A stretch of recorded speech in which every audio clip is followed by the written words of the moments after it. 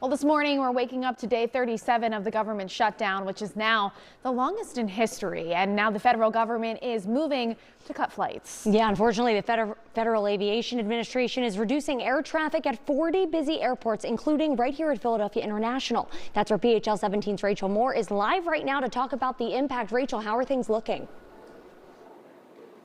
Well, I spoke with one passenger who was in the pre-check line, and he said that he's never had to stand in line for pre-check, and that's what we're seeing this morning, line for the TSA pre-check, and that's because they've had to shut down a couple of TSA pre-check lines at other terminals, at Terminal A West as well as F, and so C is really the only one that these passengers can come to. Now, the other thing that we're seeing is a lot of gate changes. As we look up to the board, you can see all the red markings. Those are the new gates that these flights have, and I want you to listen to what one passenger told me about her flight.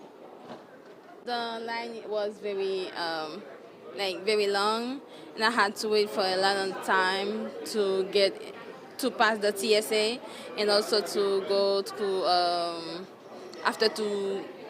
find my gate. But they changed the gate without telling anybody.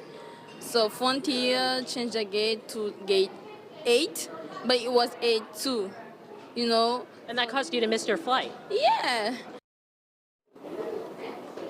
Now, the FAA is working with airlines to show them how to navigate these service cuts, and they're going to add more measures if necessary. Now, the Federal Aviation Administration warns that it will reduce flights by 10% at 40 major airports starting on Friday.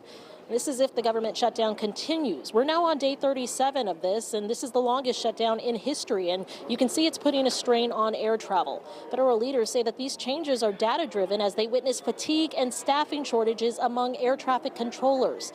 Now, if you're traveling in the near future, just make sure you check your flight frequently so that you're up to date with your itinerary. You just heard what happened to that woman there where her gate was changed. Had she come earlier, a lot earlier, she may have been able to make it to the gate to see that this was no longer where her flight was going to be taking off.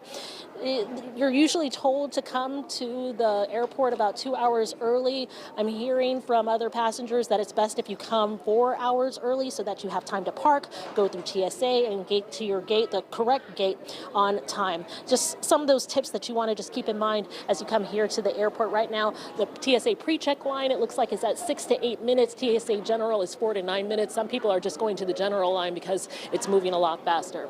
Reporting live in Philadelphia International, Rachel Moore, PHL 17 Morning News.